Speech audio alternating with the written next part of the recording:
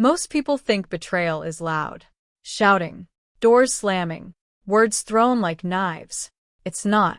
The worst kind of betrayal is quiet, the kind that smiles at you across the dinner table while slowly erasing you from your own life. My name is Josephine Carter, and for most of my life, I was the invisible daughter in a very visible family.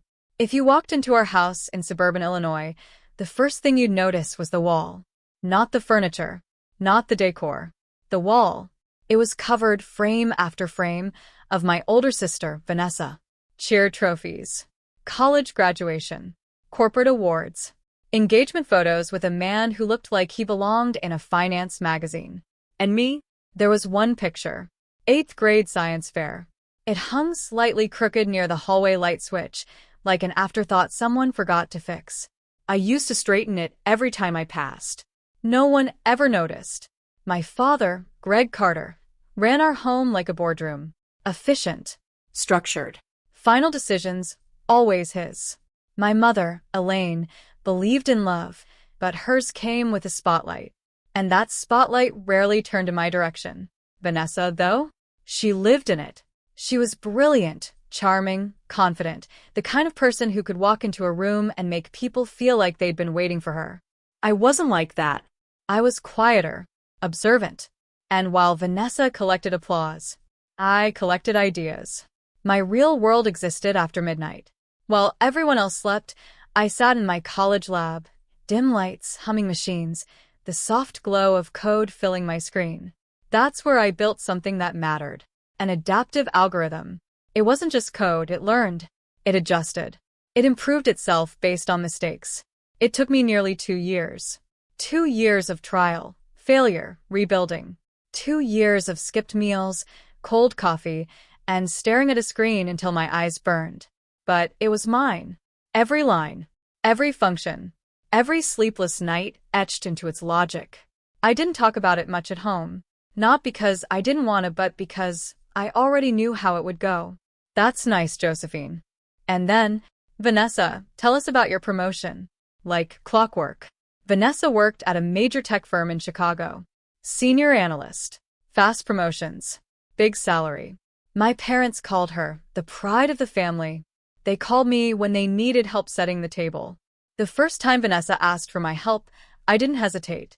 She called late one night, her voice tight with stress. Josie, I'm stuck on this project. Can you just look at something for me? I stayed up 3 hours fixing her model. She got praised at work the next week. I told myself it didn't matter.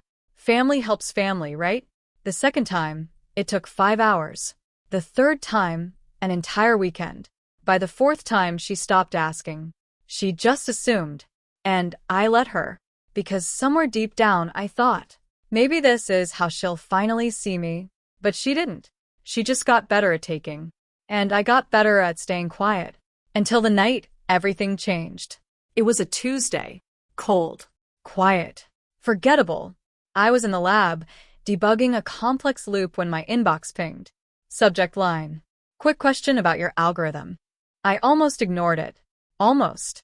Because that one email was the first crack in everything I thought I understood about my family. And the moment I realized, Vanessa hadn't just been asking for help. She had been building her entire life on something that was never hers to begin with. And for the first time in my life, I stopped being quiet. The email was short, polite, almost casual, but it hit like a glass shattering in slow motion. Hi, Josephine. I recently came across your unpublished research on adaptive algorithms. Really impressive work. I couldn't help but notice it's strikingly similar to a system currently being used at Stratodyne Analytics, credited to Vanessa Carter. Were you two collaborating? I read it once, then again, then a third time, slower. Every word pressing deeper. Stratodyne Analytics. Vanessa's company. My fingers went cold on the keyboard. No, that didn't make sense. Similar didn't mean identical. It didn't mean. I opened a new tab. Typed Vanessa's name. Clicked her profile. There it was. A company blog post. Her smiling photo. A headline. Revolutionizing predictive systems. Vanessa Carter's adaptive model. My chest tightened. I clicked. The diagram loaded first. Clean. Professional. Familiar. Too familiar. My eyes scanned the structure, the architecture, the logic flow. Every piece fell into place like a nightmare assembling itself. It wasn't similar. It was mine. Not inspired. Not adapted. Mine. She'd changed variable names, reordered sections, added corporate polish. But underneath it, it was the exact system I built at 2 a.m. in a lab no one cared about. The same recursive structure, the same correction loop, even the same flaw I had fixed 6 months ago, still sitting there like a fingerprint she didn't know she left behind. I felt something strange in that moment. Not anger. Not yet. Something colder. Like clarity. I opened my files, scrolled through my repository. Timestamps. Versions. Notes. Every update documented. Every change recorded. Proof. Then slowly, I logged into the family cloud. The shared drive my dad set up years ago. Vacation photos. Tax folders. Random backups. And my project folder. I clicked activity history. And everything stopped. There were entries. Dozens. No, more than that. I counted. 42 separate access logs. All under Vanessa's name. Late nights. Early mornings. Dates I wasn't even home. Times I was asleep. She hadn't just seen my work. She had studied it. Copied it. Built from it. Over and over again. For years. I leaned back in my chair. The hum of the lab filled the silence. A flickering overhead light buzzed faintly. Somewhere down the hall, a door shut. Life moving normally, while mine quietly split in two. 6 years. 6 years of her success. Promotions. Raises. Recognition. Built on something I never gave her. And suddenly, every late-night quick question made sense. Every confident explanation at dinner. Every time she spoke about her work with that effortless ease. It wasn't confidence. It was rehearsal. I thought back to Sunday dinners. The way she'd look at me sometimes. Not kindly. Not even guilty. Just aware. Like she knew something I didn't. And then it hit me. She hadn't been hiding it. Not really. She just knew no one would ever believe me over her. I opened the email again. Stared at the sender's name. Someone on the outside had seen it. I could respond. I could confront her. I could walk into that house and finally say everything I'd swallowed for years. But I didn't. Because in that moment, I understood something critical. If I reacted now, I'd lose. Not because I was wrong, but because I had no position, no leverage, no way out. Connected the dots. Asked the question no one in my own family ever would. Were you collaborating? My hands hovered over the keyboard. And I wasn't going to destroy myself just to expose her. So instead, I did something that would change everything. I started documenting. Everything. Dates. Access logs. Code comparisons. Old messages. Even memories written down while they were still sharp. If Vanessa had spent years building her life on my work, then I was going to spend the next few weeks taking it all back. Quietly. Carefully. Completely. Because this time, I wasn't the one being watched. I was the one paying attention. And for the first time in my life, that was going to matter. Revenge isn't loud. It doesn't kick doors open or scream across rooms. The real kind? It sits quietly and waits. For the next few weeks, I lived 2 lives. On the surface, nothing changed. I still showed up to Sunday dinners. Still smiled when my mother asked shallow questions she didn't really wait to hear answers to. Still listened as Vanessa talked about her projects, her confidence growing with every stolen success. But inside, I was building something else. Not code this time. A case. Every night, I sat at my desk with a different kind of focus. Not creating, collecting. Screenshots. Timestamps. Version histories. Side-by-side comparisons of my original code and Vanessa's published work. I highlighted patterns, identical structures, unique logic sequences that couldn't possibly be coincidence. The deeper I went, the worse it got. It wasn't just one project. It was everything. My early prototypes, my research notes, even fragments of ideas I hadn't fully developed yet, somehow appearing later in her company presentations, polished and complete. She hadn't just taken my work. She had built a pipeline from my mind to her career. And the most disturbing part? She never once asked if I noticed. That's when I understood the truth. Vanessa didn't think I was too weak to stop her. She thought I was too irrelevant. That realization didn't break me. It sharpened me. One night, around 1:30 a.m., my phone buzzed. Her name flashed on the screen. I stared at it for a second before answering. "Hey, Josie," she said, casual as ever. "Quick question." Of course. Always quick. Always harmless. She started explaining a new system she was working on. But I recognized it instantly. It was my newest model. The one I hadn't shared. The one I had only backed up once on the family cloud. My chest tightened, but my voice stayed calm. "What part are you stuck on?" I asked. She hesitated, then described a section she clearly didn't understand. A core function. My function. I could have exposed her right then. Asked her how she had access. Watched her scramble. But I didn't. Instead, I helped her. Again. I walked her through the logic step by step. Explained the correction loop. Even clarified a flaw I had been planning to fix. She thanked me. Laughed lightly. "Seriously, I don't know what I'd do without you." I almost smiled. After the call ended, I opened my document.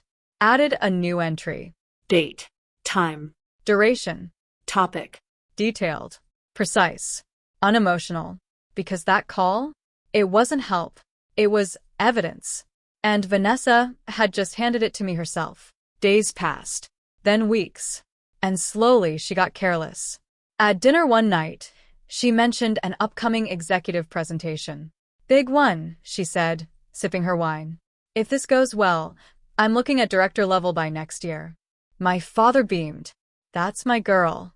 I watched her. Calm. Relaxed. Confident. "Must be an incredible system," I said lightly. She smirked. "Oh, it is. Took me almost a year to perfect." Almost a year. I held her gaze for a second longer than necessary. "Wow," I said. "That's impressive." She didn't notice the tone. No one did. Because no one was listening to me. They never were. And that was fine. Because I wasn't building this for them anymore. I was building it for the moment everything would collapse. By the end of the month, my document was over 40 pages long. Clean. Structured. Impossible to ignore. Proof of authorship. Proof of access. Proof of repeated, deliberate theft. I had everything. Everything except one thing. Timing. Because exposing Vanessa now would still cost me. My tuition. My stability. My future. And I wasn't going to sacrifice my life just to prove I was right. So I waited. But not passively. Never that. While she prepared for her biggest career moment, I prepared for mine. Applications. Transfers. Opportunities far away from this house, this family, this version of me. And when the acceptance email finally came, I didn't celebrate. I didn't cry. I just stared at the screen and felt something I hadn't felt in years. Freedom. Because now, I had a way out. And once I stepped out, I wouldn't just expose the truth. I would make sure it followed her everywhere. And the best part? She had no idea it was coming. There's a moment right before everything falls apart. It doesn't look dramatic. No thunder. No warning. Just a quiet shift in the air, like the world is holding its breath. That moment came on a Friday. 6:30 p.m. My mother had called earlier that week. "Dinner at the house," she said, her voice overly cheerful. "Your father wants to talk. Vanessa and Daniel will be here." Daniel, Vanessa's fiancé. Of course. This wasn't just dinner. It was a stage. I already knew what was coming. An intervention. A lecture. A carefully scripted conversation where I would be told, again, that I was the problem. I almost didn't go. But I did. Because I needed to. Not for them. For closure. When I walked in, everything looked perfect. Candles lit. Table set with this special occasion dishes. The smell of roasted chicken and herbs filled the air. Vanessa sat comfortably, laughing at something Daniel said. Relaxed. Untouchable. I took my seat, the only one slightly off-center. Same as always. Dinner started with small talk. Wedding plans. Work updates. My father poured wine, but barely drank. His jaw was tight, waiting. Then it happened. He set his glass down. Hard enough to be heard. "Josephine," he said. Not gently, not kindly, formally. "We need to talk about your behavior." There it was. I folded my hands in my lap. Calm. Okay. My mother leaned forward. "Sweetheart, Vanessa feels like you've been distant cold. Unsupportive. Unsupportive." The word almost made me laugh. Vanessa sighed softly, playing her part perfectly. "I just don't understand what I did," she said. "I miss how we used to be." The performance was flawless. If I didn't know the truth, I might have believed her. My father continued, "Your sister has worked incredibly hard to get where she is. And instead of being proud, you've created tension in this family. Tension. Not theft. Not lies. Tension. And until you can apologize," he added, "your mother and I are reconsidering supporting your education." There it was. The leverage. The control. The room went silent. Waiting. Watching. They wanted one thing. An apology. I looked at each of them. My mother, hopeful. My father, firm. Vanessa, confident. Certain she had already won. I took a breath. "Okay," I said. Relief flooded the table instantly. My mother smiled. My father leaned back. Vanessa relaxed. They thought I was folding. I wasn't. I stood up slowly. "You're right," I said. "I don't need your support anymore." Silence. My father frowned. "What does that mean?" "It means," I continued calmly, "I've already been accepted to transfer. Out of state. I'm leaving tomorrow." Everything froze. "What?" my mother whispered. "I didn't tell you," I said, "because you never asked." Vanessa's face changed first. The confidence cracked. Just slightly. But enough. "You're being dramatic," she said quickly. "We can talk about this." "No," I interrupted. Calm. Controlled. Final. "We can't." I reached into my bag, pulled out my laptop, set it on the table, and turned it on. "What is this?" my father asked sharply. "This," I said, opening the file, "is why I'm leaving." The screen lit up. 2 columns. Side by side. Left my code. Timestamps. Dates. Proof. Right. Vanessa's. Later dates. Same structure. Same logic. Same everything. No more hiding. No more guessing. Just truth. 6 years, I said quietly. That's how long this has been happening. Vanessa stood up. "This is ridiculous," she snapped. "You're twisting things." "Explain it," I said, turning the screen toward her. "Right now. Explain how your system works." She opened her mouth. Paused. Nothing came out. Daniel looked at her. Really looked at her. For the first time. "Vanessa?" he said slowly. She shook her head, panicking now. "It's collaboration. She helps sometimes." "You called me last week," I said. "You couldn't explain your own model." Silence. Heavy. Crushing. My mother covered her mouth. My father stared at the screen like it had personally betrayed him. And Vanessa, for the first time in her life, had no audience left to perform for. I closed the laptop. "I already sent everything," I said. "To your company. And your university." That was it. No yelling. No chaos. Just the sound of something breaking. That could never be put back together. The aftermath wasn't loud. It never is. No dramatic music. No instant justice. Just silence and consequences slowly finding their way to the surface. I left that night without looking back. Not because I was strong, but because if I stayed, even 1 second longer, I might have hesitated. And I couldn't afford that anymore. The next morning, I packed the last of my things into my car. No goodbyes. No calls. Just movement. Forward. The road out of that town felt different than it ever had before. Lighter. Like something invisible had finally loosened its grip on me. By the time I reached my new campus, my old life had already started unraveling. The first email came 3 days later. From Vanessa's company. Formal. Cold. Precise. We have initiated an internal investigation. I read it once, then closed my laptop. I didn't need to watch it happen. I already knew how this would end. A week later, her access was revoked. 2 weeks. Suspended. By the end of the month, terminated. Just like that. Years of success. Gone. Not because I took anything from her, but because I stopped letting her take from me. Her university followed soon after. Academic review. Evidence submitted. Verification completed. Degree revoked. One decision. One truth exposed. And everything she built Collapsed. Daniel left. Quietly. No scene.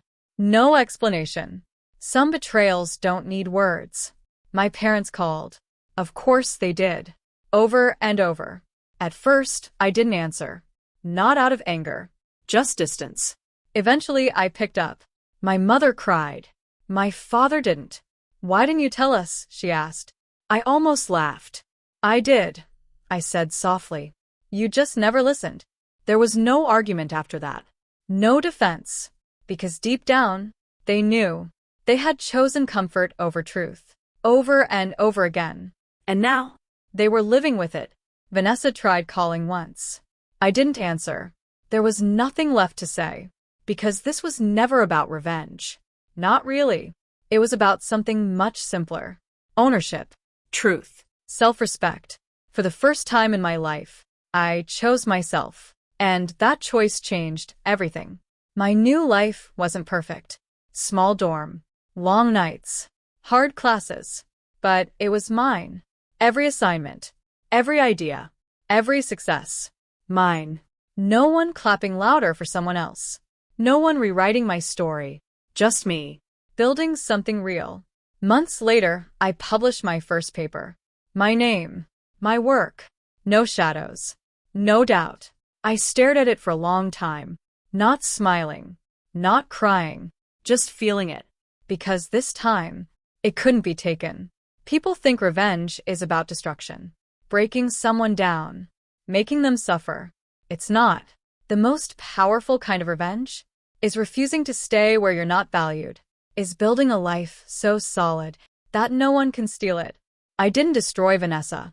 I just stopped being the foundation she stood on. And without that, she collapsed on her own. As for me, I'm not invisible anymore. Not because they finally saw me, but because I stopped needing them to.